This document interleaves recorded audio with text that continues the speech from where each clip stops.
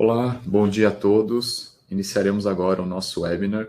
O tema é Saiba como a automação impulsiona o setor de alimentos e bebidas.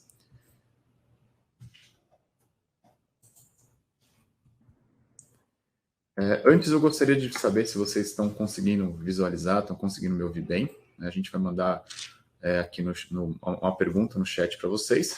Tá? Então, enquanto vocês vão respondendo, eu vou falar um pouquinho do meu perfil.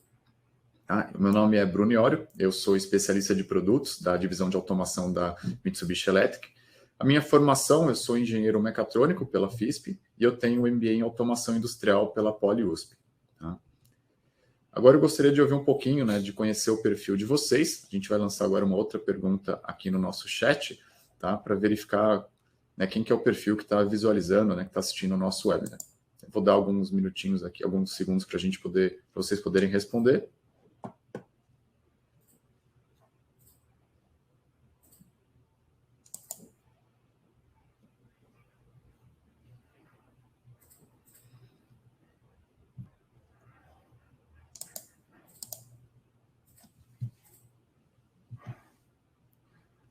Beleza, então acho que agora apareceu para vocês, Estou vendo aqui o pessoal respondendo, setores mais variados, pessoal da indústria, fabricante de máquina, tá?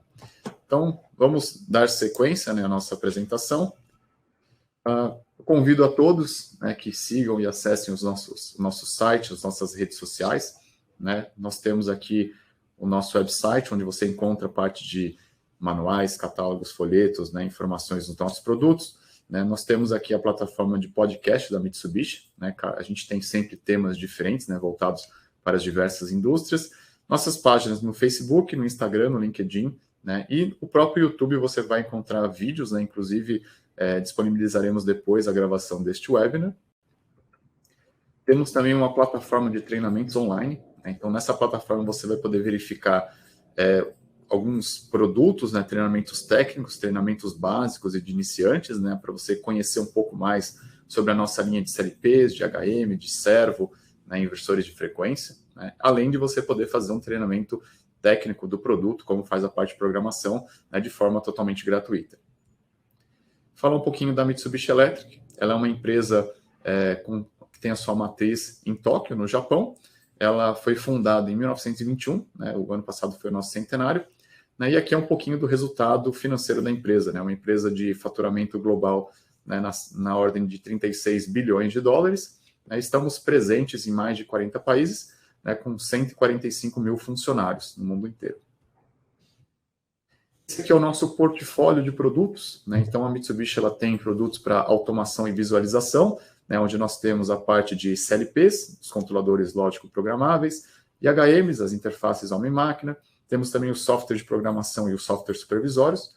Dentro da linha de acionamentos, temos aqui os servos, a parte de motion control, inversores de frequência, os robôs industriais. Temos a parte de controle, distribuição e monitoramento de energia, com os disjuntores, parte de controle de partida de motores como contatores, disjuntores, relés, os multimedidores, e também os dispositivos de gerenciamento de energia.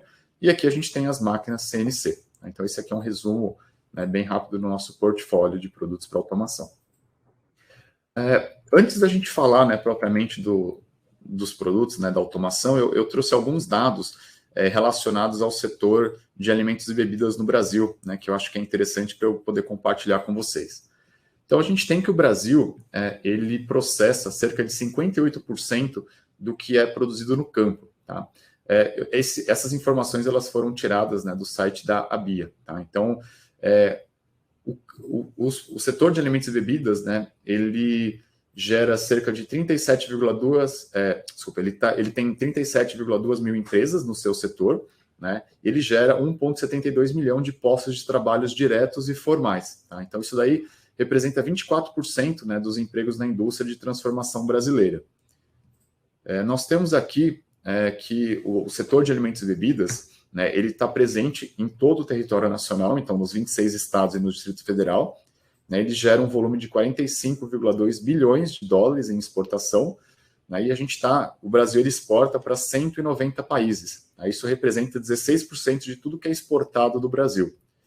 E dessas exportações, 42% está no mercado asiático, 14,6% nos países árabes, né, e 13% na União Europeia. Temos aqui o faturamento do setor, né, ele proporcionalmente ao PIB, né, ele é 10,6% do PIB brasileiro, né, e ele gera, né, ele recebe 26,8 bilhões de reais de investimentos. Tá? Então, ele é um setor, né, muito presente, muito forte, né, na nossa balança comercial, né, e no próprio PIB brasileiro. Temos aqui alguns dados importantes, né, com relação a alguns destaques, né, do nosso setor. Né? Então, o Brasil é o segundo exportador mundial de alimentos industrializados em volume, e ele é o quinto maior exportador em valor. Né? Dentre eles, temos alguns produtos, né, como, por exemplo, o suco de laranja, onde o Brasil é o primeiro produtor e exportador mundial, né, o segundo exportador mundial de café solúvel, né, ele é o segundo maior produtor e o primeiro maior exportador mundial de carne bovina, né, e aí temos algumas outras informações, só para mostrar quanto, né, que o nosso segmento ele é importante globalmente, né, o setor de alimentos e bebidas. Aqui eu vou falar um pouquinho dos motivos, né, que surgiram, né, por que a gente processa os alimentos. Tá? Então, pensa que antigamente, né, quando não tinha refrigeração, existiam alguns processos que foram desenvolvidos para a gente poder conservar o alimento, né, de modo que a gente possa armazená-lo, né, e seguir consumindo ao longo do tempo. Tá? Então, aqui a gente tem um exemplo, né, por exemplo, da uva. Para a gente conservar o alimento, né, existem alguns processos, como a secagem e a desidratação, né, que vai transformar a uva, né, in natura em uva passa. Então, dessa forma, ela consegue ser armazenada, né, e ter uma vida útil, né, uma durabilidade muito maior do que a uva in natura. Temos aqui alguns outros exemplos, né? Então, por exemplo, aqui a gente tem, né, o picles, né, os alimentos em conserva, né, onde você pode fazer o processo de fermentação, né, ou até mesmo a conservação dele em algum meio ácido, né, com a finalidade de conservação do produto. Né? E também temos aqui um outro motivo de processar o alimento, né, que ao longo dos séculos as pessoas foram descobrindo como aperfeiçoar os alimentos, né, criando os seus derivados. Né? Então, a gente tem o leite, onde a gente pode pegar o alimento e, através de um processo de fermentação, né, extração, salga e maturação, a gente tem aqui o queijo. Né? Da mesma forma, a gente consegue fabricar o iogurte, né, e a manteiga, né, processando o alimento original, que seria o leite. Né? Temos aqui também o trigo, né, que, com a farinha de trigo, né, e alguns processos como mistura, fermentação, moldagem, secagem, cozimento, a gente consegue fazer o pão, né, o macarrão, o bolo, o biscoito. Tá? Então, todos esses processos, eles tiveram a finalidade de gerar outros alimentos que a gente consome no nosso dia a dia. E, ao longo dos tempos, né, dos séculos, dos anos, esses processos eles foram modernizados. Né? Então, foram alterados, né, os meios de produção, de preparo, né, as próprias instalações, né, o maquinário, né, os ingredientes, a forma de a gente acondicionar. Então, teve uma evolução tecnológica, né, que ela foi decisiva para tornar as formas de processamento mais seguras e eficientes, né, quanto à utilização de matéria-prima, energia, água, né, e os outros insumos. Então, aqui a gente tem uma imagem, né, de modernização no processo de fabricação de pão, né, que ele era totalmente artesanal. Começamos a ter algumas máquinas, né, automáticas, né, para ajudar, né, e hoje a gente pode fazer uma linha inteira de produção de pão, né, sem intervenção humana. A mesma coisa aqui também para o processo de fabricação de queijos. Tá? Então, isso mostra ao longo do tempo, né, como que a automação, né, a evolução tecnológica tem auxiliado no processamento dos alimentos. Então, para a gente ter uma ideia, acho que todo mundo já comeu ou come frequentemente pizza, né? Para a gente fabricar uma pizza, existem cerca de 40 processos, né, pegando os ingredientes até a gente ter a pizza pronta. Tá? Então, dentro desses processos, né, vamos pegar aqui o trigo. Né, a gente tem que fazer a colheita, a limpeza, né, a moagem, peneiramento, né, adição, aí ele vai ser embalado. A gente tem aqui a parte do leite, que ele vai fazer a pasteurização, coagulação, tratamento, resfriamento, salga, né, até chegar aqui no queijo. Né, o tomate, a mesma coisa, né, o processo de lavagem, seleção, tratamento térmico, né, resfriamento. Então, todos os ingredientes, né, eles passam por vários processos, né, aqui a gente pegou, né, dessa fonte, desse site aqui, dos alimentos industrializados. Então, a gente tem cerca de 40 processos até formar a pizza em si, que a gente está acostumado.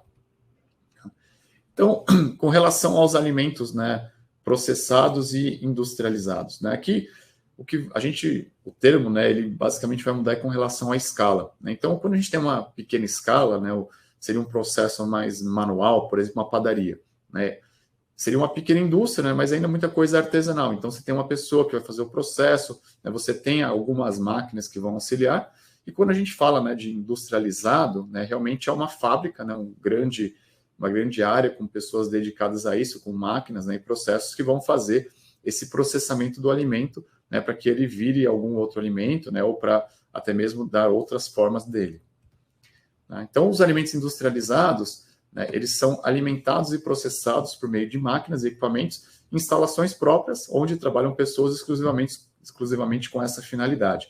Tá? Então, o nosso foco, né, a gente fez essa introdução do setor, mas vai ser justamente nos alimentos industrializados, que é onde a gente tem como colocar, né, os equipamentos de automação, justamente para que a gente tenha a máquina com uma produtividade maior, né, com as suas vantagens do processo automatizado.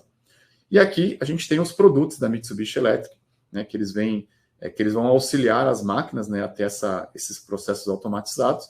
Né, como eu falei no começo, a gente trabalha com os controladores, os CLPs, as IHMs, inversores de frequência, temos a linha de servacionamento, os robôs industriais, né, softwares de gerenciamento de energia e o software supervisório. Tá? Então, eu quero exemplificar aqui um processo de fabricação de biscoitos. Né, eu sei que muitos trabalham nessas áreas, o processo pode ser diferente, né, aqui é mais para ter uma ideia, né, de uma linha de montagem, uma linha de fabricação. Então, a gente teria aqui no início, né, uma esteira transportadora, onde vai levar os insumos, né, para essa fabricação, que a gente pode ter uma batedora, que você vai colocar farinha, fermento, manteiga, né, e vai fazer uma massa. Né? Aqui tem o boleador que vai vai pegar essa massa e vai separar em pequenas bolas. Temos aqui a modeladora, que vai fazer o formato, né, do biscoito, bolacha, enfim. Né, a parte de recheador, que seria mais ou menos isso aqui, que vai colocar o recheio, né, no biscoito. A parte do forno, né, e no final temos aqui o processo da embaladora. Né, então, assim, isso aqui é um resumo, claro que pode alterar, né, não sei se seria exatamente isso, mas a ideia é que em todos esses setores a gente tem, né, equipamentos de automação industrial. Tá? Então, eu vou mostrar alguns exemplos, né, alguns desses processos, o que a gente tem em termos de automação. Tá? Então, para a parte de esteiras transportadoras, né, aqui já está uma fábrica maior, seria tanto na entrada quanto no final do processo, né, quando o equipamento já está pronto. As esteiras, elas são normalmente controladas, né, elas têm motores de indução, e a gente faz o controle delas através dos inversores de frequência. Né? Então, a Mitsubishi ela tem a linha de inversores de frequência, né, que a gente tem o A800, por exemplo, né, temos outros modelos, e também a gente tem aqui um CLP, que é o que vai fazer o controle, né, de velocidade das esteiras. A gente tem como fazer também a leitura, né, do código de barras, né, o processamento no CLP, e daí a gente consegue fazer o direcionamento das caixas de acordo, né, com a finalidade de cada uma no processo.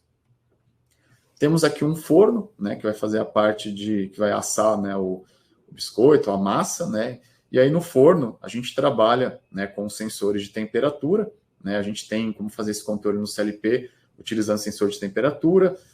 Por exemplo, aqui a gente tem o ventilador, que vai ser controlado com inversor de frequência, né, utilizando aqui um controle PID. Tá? Então, é uma pequena automação, né, mas que a gente consegue trazer vantagens utilizando a linha de produtos, tanto da linha da Mitsubishi Electric. Temos aqui as embaladoras verticais, né, que já seria mais no final do processo, onde o produto já está pronto. Né? Então, aqui temos a dosagem do produto, né, temos aqui o tracionador, que vai puxar o filme, né, do produto, né, e aqui a gente tem a selagem horizontal, né, e o corte. Então, esse tipo de embaladora, né, nem sempre é muito comum no segmento de alimentos e bebidas, né, por isso que a gente trouxe aqui esse esquema. Né? Então, a gente tem bastante automação, né, bastante controle, né, e aí eu vou mostrar um pouquinho como que a gente consegue os vários tipos de máquinas, né, que a gente consegue fazer para uma mesma aplicação. Né? Então, aqui o que vai variar vai ser basicamente o grau de complexidade ou o grau de funcionalidade da máquina. Então, para o mesmo processo, né, uma embaladora vertical, a gente pode ter uma máquina mais básica, né, que vai utilizar um controle mais simples, né, onde você vai ter muita coisa mecânica na máquina. Né? Então, você vai ter automação, né, mas a maioria dos movimentos dela ela vai estar intertravada mecanicamente, né? Então, esse tipo de máquina, ela é ideal quando você quer reduzir o custo inicial, né? Então, uma máquina mais barata, e quando você vai construir um sistema, né? Vai ter uma produção, quando você vai ter um sistema com menos dispositivos de automação, né? Então, assim, é uma máquina mais simples em termos de automação, né? E ela é muito utilizada quando você vai fazer uma produção em massa e com pequenas variações. Então, se vai ter só um produto, né? A produção em larga escala e você não tem muita variação, esse tipo de máquina pode ser utilizada para esse tipo de produção. Agora, as máquinas intermediárias, a gente já tem, né, por exemplo, um controle de câmbio e sincronismo eletrônico. Tá? Então, ela é ideal quando você quer estabilizar a qualidade da embalagem, né? Você quer ter correção, né? A embalagem ficar sempre na mesma faixa, né? Na mesma posição. Né? Você pode mudar de forma rápida e flexível nas especificações da embalagem, né? Da ferramenta, e você consegue reduzir o tempo de setup de máquina. Então, se você tem vários produtos na sua linha com diferentes características, você consegue, pela tela da EHM, configurar quais são as características mecânicas, as características da embalagem, por exemplo, sem você ter que mudar a mecânica da máquina, né? Então, esse tipo de máquina ela é ideal quando você tem uma produção de vários produtos e você quer fazer isso em pequenos lotes. Então, você consegue ter uma flexibilidade maior da sua linha e o tempo de setup é menor do que a máquina, que ela é mais mecânica do que automatizada, digamos assim. E as máquinas de alto nível, né, ela vai ter os mesmos recursos da máquina intermediária, né, com relação a controle e sincronismo eletrônico, e a gente também tem como fazer a manutenção preditiva e a rastreabilidade, né, através, por exemplo, de MES Interface, né, outros sistemas onde a gente consegue, né, rastrear, né, e fazer também a produção de vários produtos em lotes pequenos, mas onde a gente consegue pegar esses dados de chão de fábrica, jogar no sistema ERP, ter um controle melhor de produção, né, de manutenção preditiva, preventiva. Tá? Então, esse seria o diferencial de uma máquina de alto nível, né, e alta funcionalidade. Então, aqui eu tenho alguns esquemas, né, para exemplificar melhor como que seria a configuração dessas máquinas. Né? Então, aqui na embaladora vertical, né, a gente já ter, por exemplo, o dosador, que é o que vai dosar a quantidade de produtos. A gente pode utilizar um servo-acionamento. E aqui a parte, né, esse sincronismo, né, de puxar o filme, né, de fazer a selagem e corte, a gente faz isso tudo mecânico. Né? Então, a gente pode colocar um inversor de frequência, aqui a gente vai ter um motor de indução, né, e a velocidade da máquina ela vai estar toda sincronizada mecanicamente. Então, se você tem uma produção em larga escala e não tem muita alteração, essa máquina você vai conseguir produzir o material. Agora, se você quiser trocar, por exemplo, o tamanho do produto ou a embalagem, aí essa alteração ela tem que ser feita aqui na mecânica. Então, normalmente, o setup da máquina ele é um pouco mais demorado. Então, se você quer ter uma flexibilidade um pouco maior, a gente já consegue colocar o servo-acionamento, né, para fazer esse controle, né, da puxada do filme e a selagem horizontal. Né? A gente tem aqui uma topologia onde tem um módulo de motion. Né? Esse módulo de motion ele vai controlar e sincronizar os servos. Então, eu consigo aumentar a velocidade da máquina e diminuir ela de forma eletrônica. Né? Eu consigo trabalhar nesses ajustes individualmente em cada servo motor. Né? E aqui eu tenho os controles de sincronismo avançado, câmbio eletrônico, e eu também consigo usar a função de detecção de marca para corrigir, né, a posição da embalagem, se ela está um pouco acima, um pouco abaixo da marca dela, para a gente poder fazer com que todo o produto saia da mesma forma. Tá? Então, isso permite que a gente tenha uma flexibilidade maior de produção, onde eu tenho vários produtos numa mesma máquina, sem ter que fazer alterações mecânicas e com setup mais rápido. E aqui, né, na máquina de alto nível, a gente, né, continua, né, com as linhas de servo. A diferença aqui é que a gente pode colocar, né, uma linha superior, né, de CLP da linha da Mitsubishi Electric e também controlar com o MES Interface. Então, aqui eu consigo pegar esses dados de produção, né, os dados do chão de fábrica, e jogar no meu sistema de TI, no meu sistema RP, e pegar essas informações para tomar ações, né, de análise de manutenção preventiva, né, de saber como está a sua produção.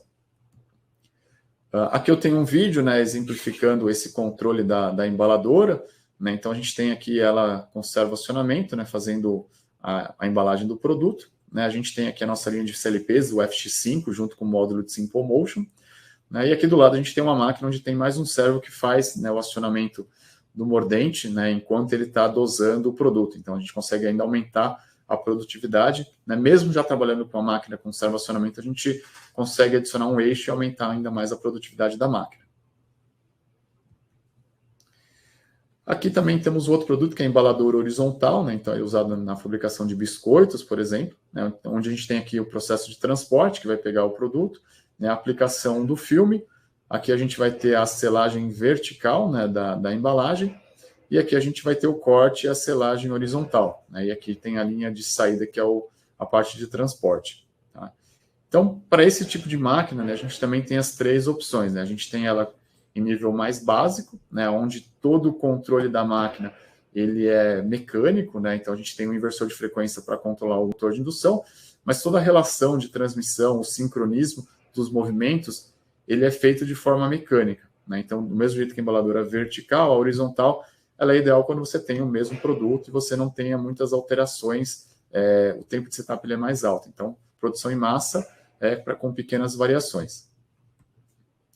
Aqui a gente tem a embaladora horizontal já com servoacionamento, né? Aqui é uma mescla onde a gente tem, né, a parte de servos, né, para fazer o controle de alguns eixos, misturado com inversor de frequência, né, com encoder externo. Então aqui já é uma máquina com nível intermediário, onde a gente consegue ter um resultado muito bom, ter ajustes individuais, né? Então ideal para produção em pequenas quantidades, né, pequenos lotes e com uma variedade maior de produtos.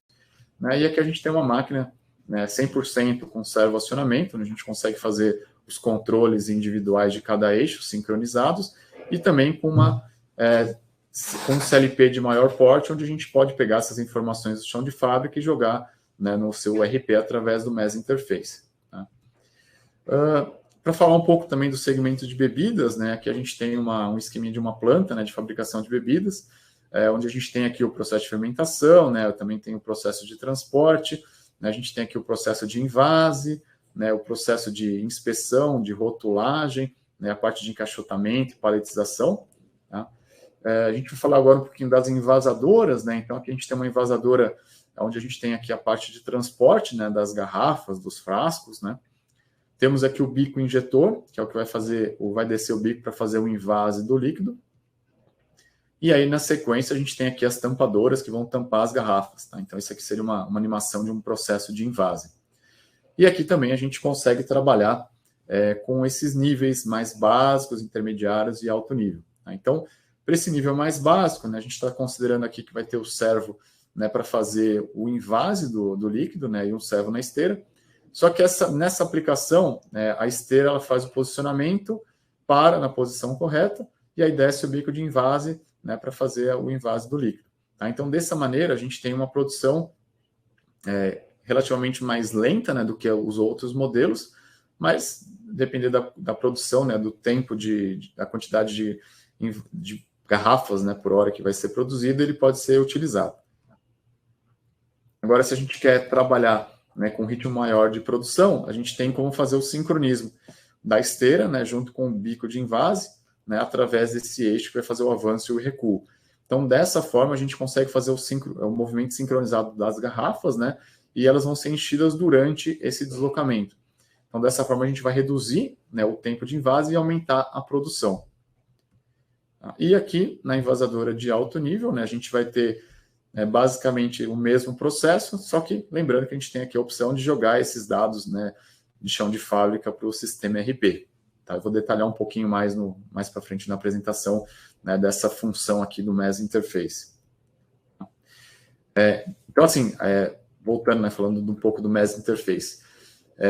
O MES, a função dele, né, é fazer um link entre os dados que a gente tem aqui no chão de fábrica com o seu sistema ERP. Né? Então, a gente consegue tanto levar as informações de cima, quanto a gente consegue também pegar informações do ERP e jogar para o chão de fábrica. Né? Então, essa integração entre os dispositivos, ele é feito através do MES Interface. Tá? E a gente consegue pegar algumas informações importantes para a tomada de decisão. Então, aqui a gente consegue saber, por exemplo, qual que está sendo a quantidade de produção em uma linha, para saber se vai precisar pegar uma segunda linha, né? Por exemplo, uma empresa que trabalha 2 turnos, né? Com aquela produção é o suficiente ou teria que pegar um terceiro turno? Então, essas informações de produção, aliadas com a informação do ERP, a gente consegue tomar algumas medidas relevantes, né? Isso em tempo real. Então, por exemplo, se tem uma parada, se tem 3 linhas, se tem parada em uma linha, a gente sabe que a gente vai ter que aumentar a produção das outras linhas. Né? Então, isso daí a gente consegue tomar uma ação muito mais rápido fazendo esse link do chão de fábrica com o sistema RP. E também a gente consegue auxilia na investigação de problemas de produção, né? Então dá para pegar algumas informações, né, de parada de máquina, a gente consegue pegar dados, né, dos equipamentos para saber se já chegou no final da vida útil, se precisa fazer uma manutenção preventiva, né? Então todas essas informações a gente consegue pegar do chão de fábrica e jogar no seu RP. Da mesma maneira que a gente consegue pegar, por exemplo, foi vendido, né, tantos produtos. Então, baseado nessa quantidade de venda, eu consigo jogar para a minha máquina, né, dividindo nas 3 linhas, por exemplo, para ver quantos produtos vão ser fabricados em cada linha, em quanto tempo, né? Então, eu consigo imputar nas minhas máquinas os valores de produção que veio do meu RP. Como é que é feito isso, né? A gente tem, utilizando o módulo de MES Interface, né, na linha do IQR, ele vai pegar essas informações de chão de fábrica, né, e vai escrever direto no banco de dados. Então, sem precisar passar por um software, né, um outro computador interligado no sistema, na máquina, a gente consegue escrever direto nesses bancos de dados, né? Então, em Oracle, SQL Server, né, no próprio Access, a gente consegue pegar essas informações, né, e bufferizar elas em dados e, através de comandos, né, de banco de dados, como select, insert, update, a gente consegue escrever esses dados do sistema no RP, no banco de dados do RP. E a gente pode fazer isso também utilizando a nossa linha de HMs. Tá? Então, com a linha de HMs, né, a linha GT25, GT27, a gente consegue pegar esses dados, né, escrever no banco de dados, né, no sistema RP, só que aqui a gente consegue também linkar com outros dispositivos que não sejam, né, Mitsubishi, por exemplo, pegar algum outro CLP que já está instalado na fábrica, você pode comunicar através, né, dos protocolos de comunicação com a nossa IHM, e a IHM ela vai escrever no banco de dados do seu RP. Tá? Então a gente tem essas duas opções para trabalhar fazer a função de MES Interface. Outra solução que a gente tem utilizando a nossa linha de HMs é a solução do GOT Drive. Tá? Então, imagine que você tem a IHM que vai fazer a comunicação, né, com os dispositivos da máquina, você vai fazer toda a parte de interação, e você já tem telas prontas, né, mapeadas, né, que você pode pegar esses templates, e a gente tem templates para servo-acionamento, inversor de frequência, né, e até mesmo robôs.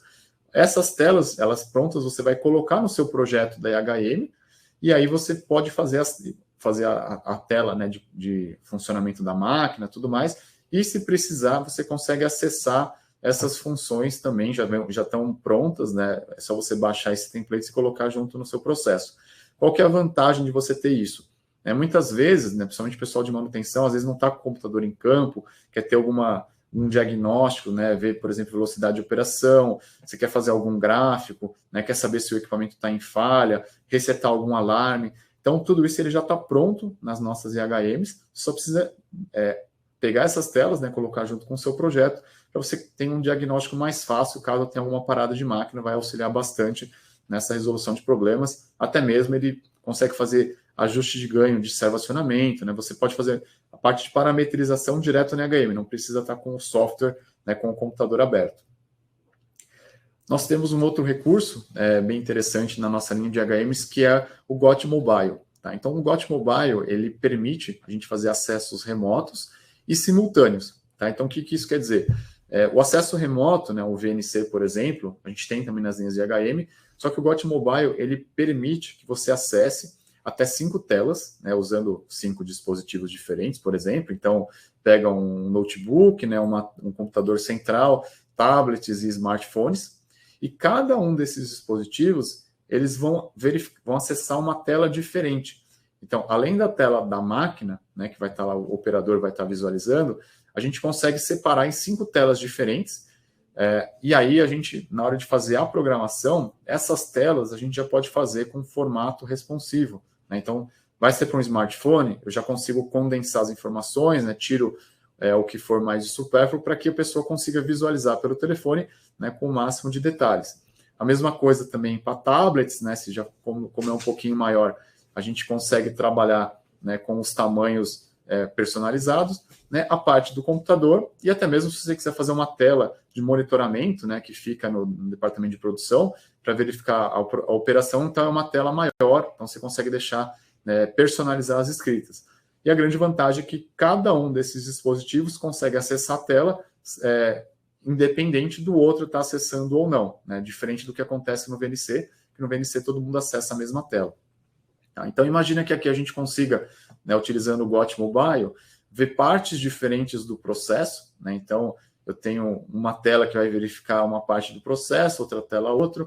A gente consegue também fazer isso para níveis diferentes. Então, vamos pegar nível de manutenção. Ele quer ter acesso a código de falha, alarme, né, verificar funcionamento dos equipamentos. A produção, ela basicamente vai imputar os dados de produção, né, quantidades. E a gente tem também aqui, a gente pode fazer uma tela personalizável a nível gerencial. Então, quer saber qual que é a produção da máquina, a gente pode pegar, por exemplo, consumo de energia e colocar nessa tela. Então, a gente consegue personalizar os acessos, né, fazendo tudo isso através da IHM.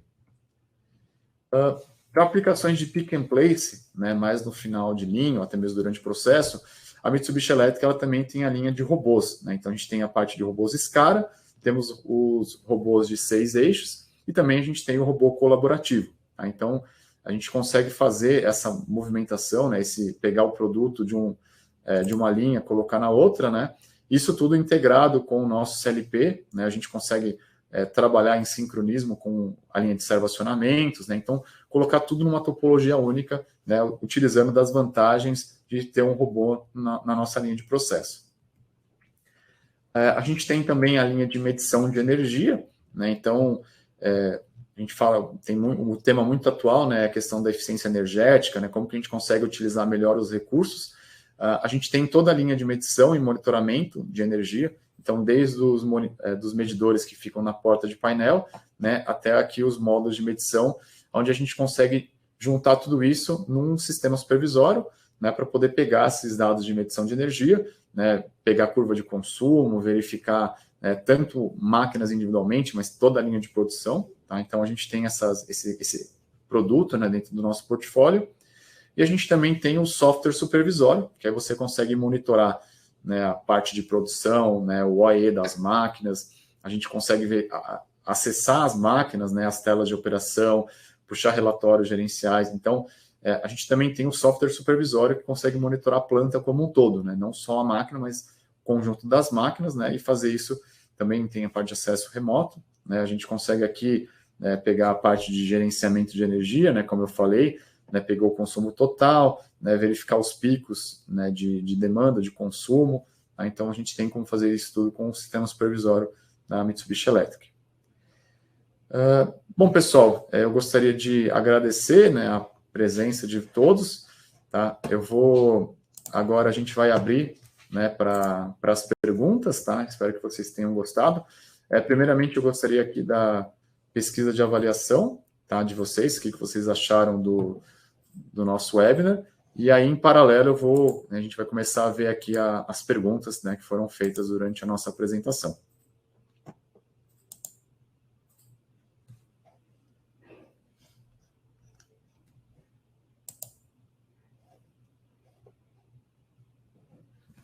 Então, quem tiver alguma pergunta, quiser mandar aqui para a gente no nosso chat, tá? Fiquem à vontade.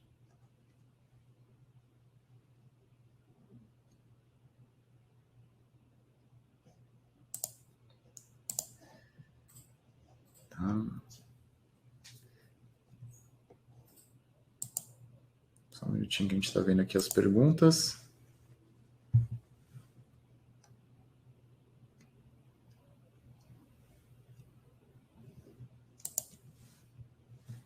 Bom, eu recebi uma pergunta aqui no direct, perguntando de qual que seria a vantagem de a gente utilizar o servacionamento, né, nessas máquinas de embalagem.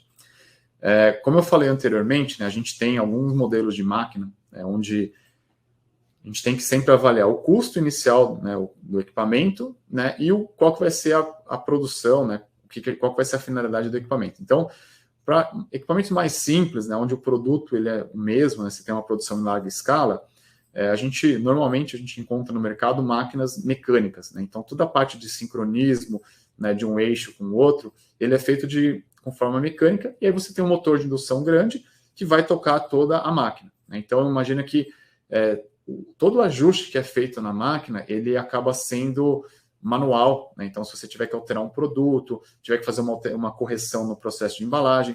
Então, quando é tudo mecânico, tem que ser o ajuste manual.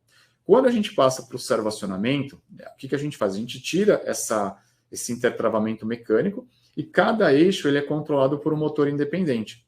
Então, dessa forma, a gente consegue fazer esses ajustes finos, né? E aí, por isso que a gente usa o servacionamento, que a gente tem precisão, né, muito grande, na casa de centésimo de milímetro, para poder corrigir, né, qualquer variação da embalagem. A gente consegue alterar, né, o comprimento da embalagem, consegue ajustar através do sensor de marca. Então, com o servacionamento, a gente consegue trabalhar com vários produtos, né, diferentes, com um setup de máquina menor, né, e ao longo do tempo, né, para a linha dependendo de cada fábrica em si, você consegue ter uma flexibilidade muito maior. Então, assim, apesar do custo inicial da máquina ser um pouco maior, você tem um retorno maior na máquina. Tá? Então, esse é um ponto que, né, cada um deve verificar. Tá? Deixa eu ver se tem mais algumas perguntas. Deixa eu só fazer o filtro aqui.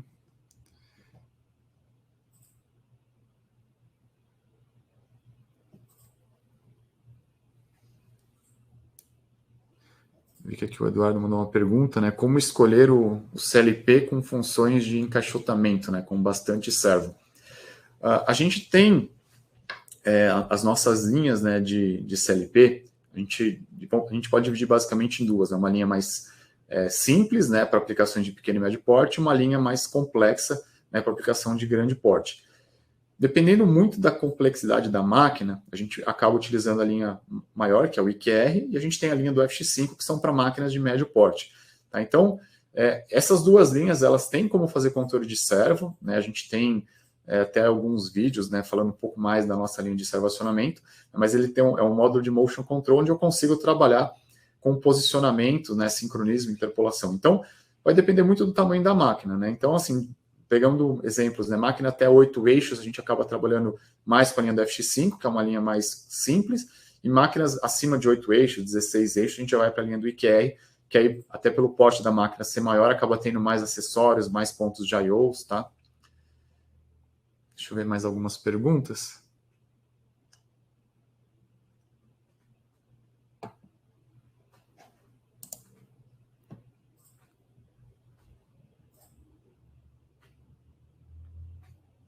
Deixa eu ver aqui.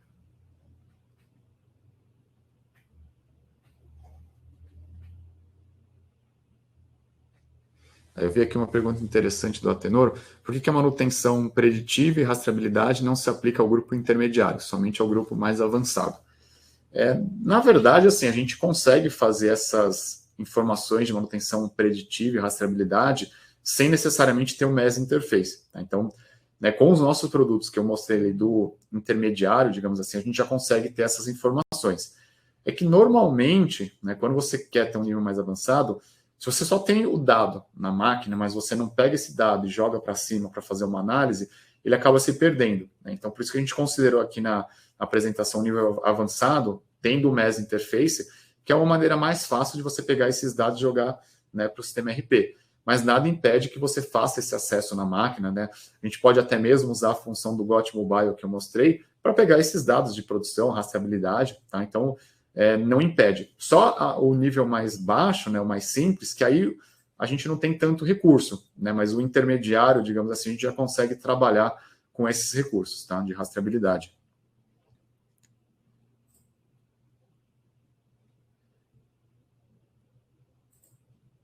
Tem mais uma pergunta aqui, né? Na questão de invase, qual é a forma mais eficiente para a produção? Carrossel ou linha? E qual é mais barata? Eu vou falar assim, eu não sou especialista no processo de invase, né? Eu já vi algumas linhas de produção, eu acredito que o carrossel ele seja mais rápido, né? Mas eu acredito que a linha, né, de invase, o invase feito em linha, ele acaba sendo um pouco mais barato, né? Mas eu acredito que isso vai mudar muito da capacidade de produção, né, do volume, né, que é envasado, tá? Mas para ambas as máquinas, né, a gente consegue também fazer esse processo, né? Eu sei que a linha em carrossel acaba tendo, às vezes, mecânica, né? Então, tem várias garrafas ao mesmo tempo, né? No mesmo giro que ela é envasada, Só que também, qualquer ajuste que você vai fazer em volume tem que ser feito manualmente. Quando a gente trabalha com server, por exemplo, a gente consegue fazer esse ajuste de volume individual. Tá? Bom, só para lembrar que eu vi uma pergunta, né, a gente vai depois, vocês vão receber um link, né, com o vídeo do nosso webinar, tá, para vocês poderem verificar de novo, né, as apresentações. Caso alguém tenha alguma pergunta, né, fiquem à disposição, tá? Eu gostaria de convidar a todos para participar do próximo webinar, que vai ser no dia 20 de setembro. O tema dele é como a automação está transformando a produtividade e eficiência do agronegócio. Tá? Então, de novo, eu agradeço a todos pela participação. Né? Fica aqui o meu e-mail, caso alguém tenha alguma dúvida, alguma sugestão, fiquem à vontade. Tá? E muito obrigado e até o nosso próximo webinar. Tchau, bom dia a todos.